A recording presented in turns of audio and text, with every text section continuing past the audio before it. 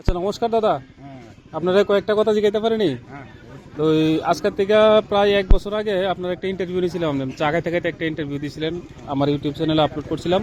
তো ভিডিওটা বেশ ভাইরাল হয়েছিল। তো এটার পরিপ্রেক্ষিতে আজকে আপনারা কয়েকটা জিজ্ঞামু।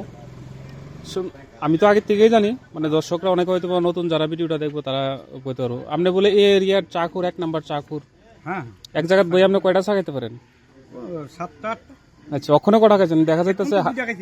আচ্ছা, আচ্ছা আচ্ছা, তো আপনার যে ভিডিওটা ভাইরাল হয়েছিল গত 1 বছর আগে, এই ভিডিওটা একজনে দেখছে, একজন খুব ভালো, একজন ভারতের একজন বিখ্যাত চাওয়ালা দেখছে। হ্যাঁ, নাগপুরের সে বিখ্যাত চাওয়ালা, তাই নিয়ে দুবাই টুবাই সারা পৃথিবী ঘুরতেছে, চা বেচতে স্বর্ণের কেটলিতে তাই চা বেচে। তো তাই নিয়ে নাকি আপনার আমন্ত্রণ জানাইছে চা খাওয়ার লিগে, তাই দোকানে যায় একদিন, তাই আসা যাওয়ার ভাড়া টাড়া সব, বিমান টিমান ভাড়া সব কিছু দিবে। আচ্ছা, তো এইদিকে যাওয়ার টাউনের প্ল্যান হয়েছে না?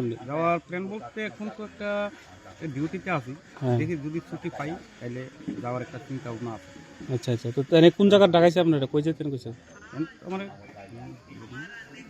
দিল্লিতে। দিল্লি। হ্যাঁ, মানে ইচ্ছা আছে নতুন বছর হলে যাওয়ার ইচ্ছা আছে। যেহেতু তাই আমার নিমন্ত্রণ আছে, তাই সাথে তো যাই আমার একটু দেখা করাও কর্তব্য। আচ্ছা আচ্ছা, ঠিক আছে। তো যারা চা খানা তার উদ্দেশ্যে কোনো কিছু করবেন না আপনি? যারা থাকে না, এটা তো যার যার একটা নেশা। চাটা ধরুন মনে করেন আমরা একটু খাইলে আমরা শরীরটা একটু আরাম পাই।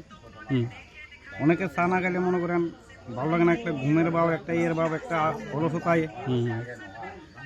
মানে চা খাইলে শরীরে বাড়তি একটা এনার্জি হয়। হ্যাঁ, এটা আলাদা একটা এনার্জি হয়, শরীরটা তো অনেকটা ইয়ে লাগে। ঠিক আছে, ধন্যবাদ দাদা।